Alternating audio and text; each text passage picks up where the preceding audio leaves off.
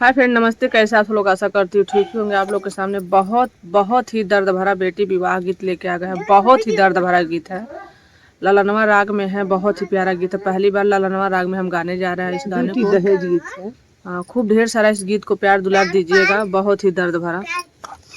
तो चलिए शुरू करते हैं। बहुत ही दर्द भरा, आप लोग को सुन के एकदम रोना आएगा इस गीत को, और लास्ट तक सुनिएगा। लास्ट वाली कड़ी बहुत ही दर्दनाक है, बहुत ही अच्छी है। एक पिता अपने बेटी का शादी खोजने जाते हैं, तो चलिए देखिए क्या क्या उनको दुख तकलीफ होता है। तो चलिए शुरू करते हैं। अगर बेटी को क्या तकलीफ होता है, चलिए शुरू करते हैं। काली बदरिया अमावस के रतिया, अरे बाबा के सोवै ना देई रे लालनावा, अरे बाबा के सोवै ना देई रे लालनावा। काली बदरिया अमावस के रतिया, अरे बाबा के सोए ना देई रे लालनावा, अरे बाबा के सोए ना देई रे लालनावा।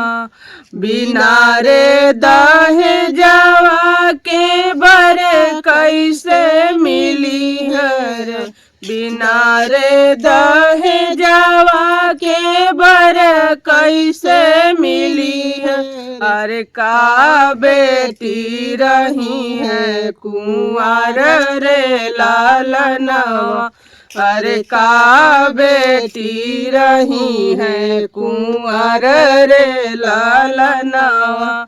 एक बने गईले दूसरे बने गईले, एक बने गईले दूसरे बने गईले, अरे तीसरे में पहुँचे विदेश रे लालनवा, अरे तीसरे में पहुँचे विदेश रे लालनवा।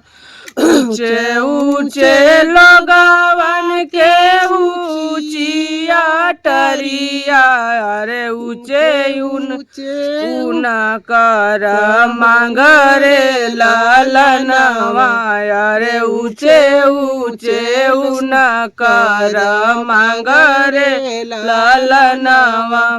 बेटी के बाबा के नीची पगड़िया, बेटी के बाबा के नीची पगड़िया, अरे रोवे रथ जोड़ी के हाथ रे लालनवा, अरे जोड़े लागे रोई के हाथ रे लालनवा।